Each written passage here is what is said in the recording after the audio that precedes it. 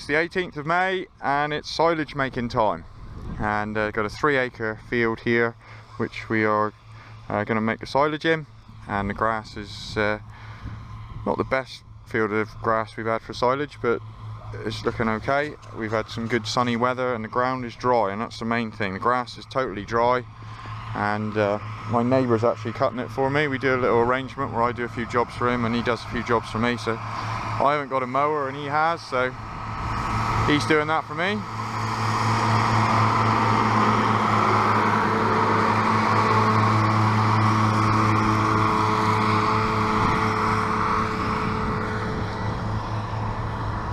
So it won't take him long to cut this little field,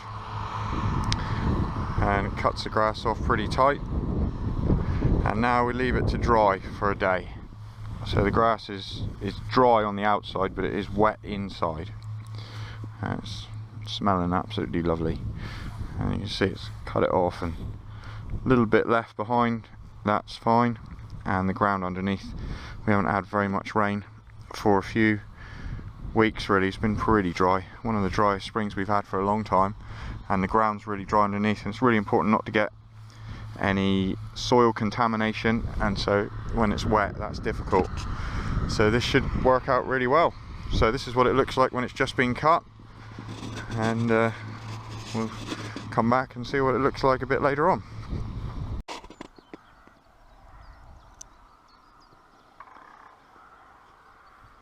So this grass was cut yesterday afternoon, about 3 o'clock, and now it's 8 o'clock the next day in the morning, and there's no sunshine this morning, but it's not cold, and there was no dew last night, so you can see the grass is completely dry on top.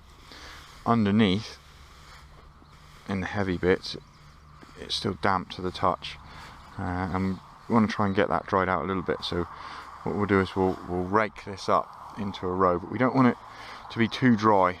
I don't want to make the silage too dry because I'm making it for sheep, and you can see it's dry. There's no moisture coming off of it, but there is still moisture inside the grass, and a bit of sunshine would help to relieve it of some of that.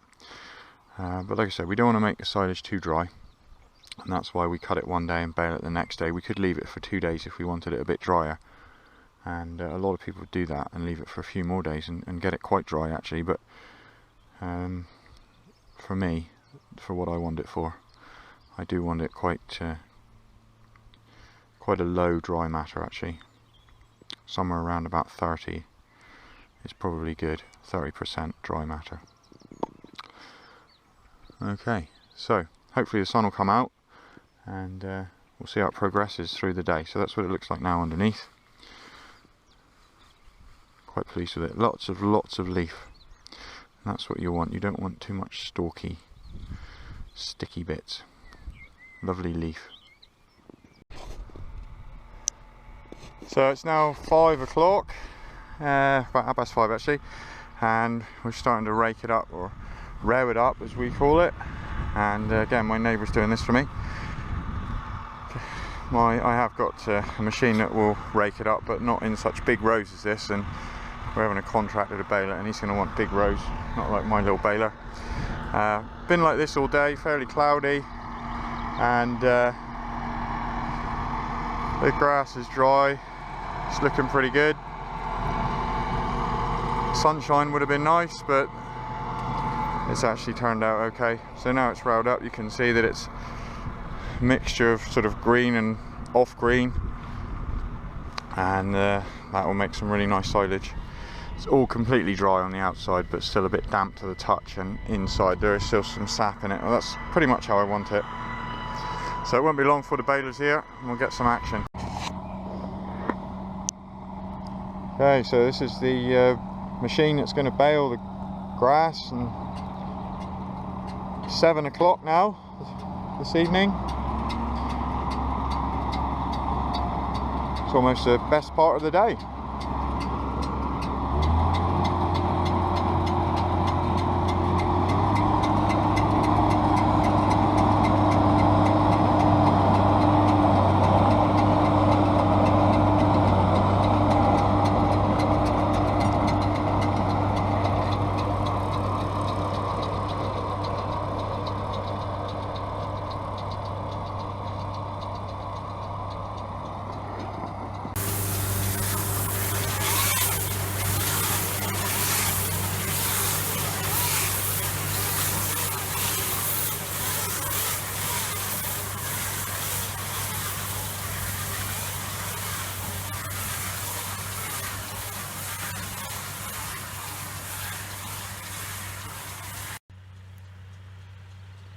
So we got the grass to the best we can get it to make the silage, and then we're baling it, put it into round bales this time, and then we're going to wrap it, and the machine does it all, so it bales it and then it wraps the bale in black plastic, and that seals all the air out, and that is really important when you're making silage. You do not want any air to get out your silage. It has to ferment anaerobically, and that's how it turns the grass into silage. And if air gets into it, then it will spoil. So we don't want any air getting into it. And if we leave them out in the field, then some birds will love to come along and stand on them and peck the tops of them and make holes in them, which lets air in, and that spoils part of the bale, and we don't want that to happen. So as soon as he's been around a couple of times, we'll get in here with the trailer and load them up onto the trailer and take them back to the yard where we can store them where the birds can't get out.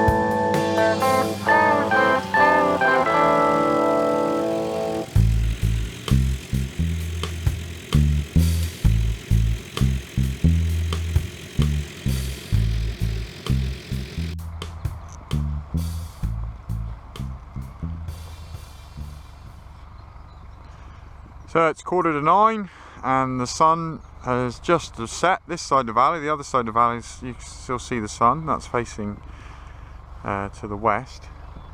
And just to the west here, I've picked up the last bale. Field has been cleared, and just as the sun goes down, get these back to the yard, stack them up, job done.